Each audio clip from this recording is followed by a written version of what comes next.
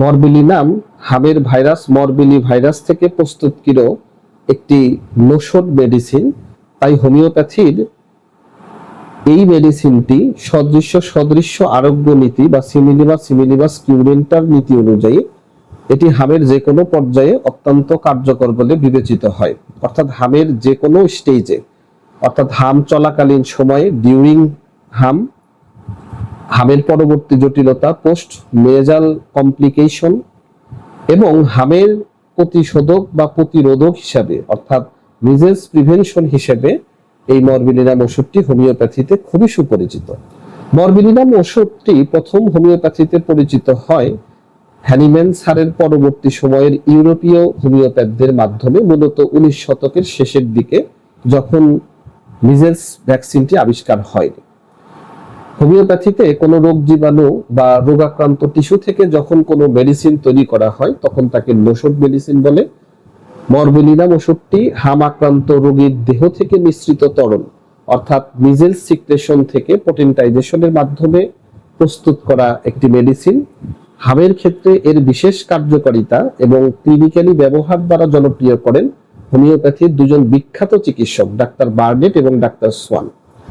Doctor clerk তার dictionary of practical materia মেডিকাতে মরবিলিনাম সম্পর্কে বলেছেন, হাম হওয়ার পরে যে বিভিন্ন জটিলতা, যেমন দীর্ঘমেয়াদী কাশি, চোখের সমস্যা, কানের সমস্যা, এই সমস্ত সমস্যাতে মরবিলিনাম খুব চমৎকার কাজ করে। ইতিহাস জুড়ে মরবিলিনামের হামের ক্ষেত্রে during measles, post measles complication এবং মিজেলস প্রিভেনশন হিসাবে এই তিনটি ক্ষেত্রেই ব্যবহৃত হয়ে আসছে এই মরবিলিনাম। অর্থাৎ যখন কোনো হামের লক্ষণগুলো স্পষ্ট থাকে, যেমন তীব্র জ্বর, চোখ দিয়ে পানি পড়ে, নাক দিয়ে সর্দি এবং গায়ে গালচে র্যাশ বের হয়, তখন এই ওষুধটি প্রয়োগ করা হয়। এটি হামের স্থায়িত্বকাল কমিয়ে এনে হামের কষ্টকে লাঘব করে।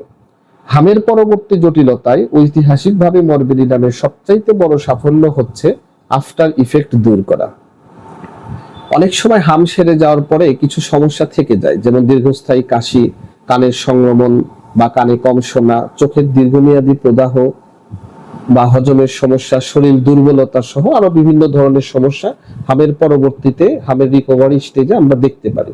চিকিৎসকরা দেখেছেন যদি অতীতে হাম হওয়ার পর থেকে কোনো সমস্যা শুরু হয় তার জন্য মরবিলিনাম খুবই ভালো কাজ করে। অনেক ধরনের রোগ আছে বা অনেক ধরনের সিমটম আছে যেগুলো হামের পরে ডেভেলপ করে, সেগুলি কমাতেও মরবিলিনাম খুবই ভালো কাজ করে। অর্থাৎ হামের পরে খুব রিসেন্ট যদি কোনো জটিলতা দেখা দেয় সেক্ষেত্রেও যেমন মরবিলিনাম কাজ করে, তেমনি অনেক আগে হাম হয়েছিল তারপর থেকে কোনো প্রবলেম ডেভেলপ করেছে সেক্ষেত্রেও আপনার মরবিলিনাম ওষুধটি খুব ভালোভাবে ব্যবহৃত হয়।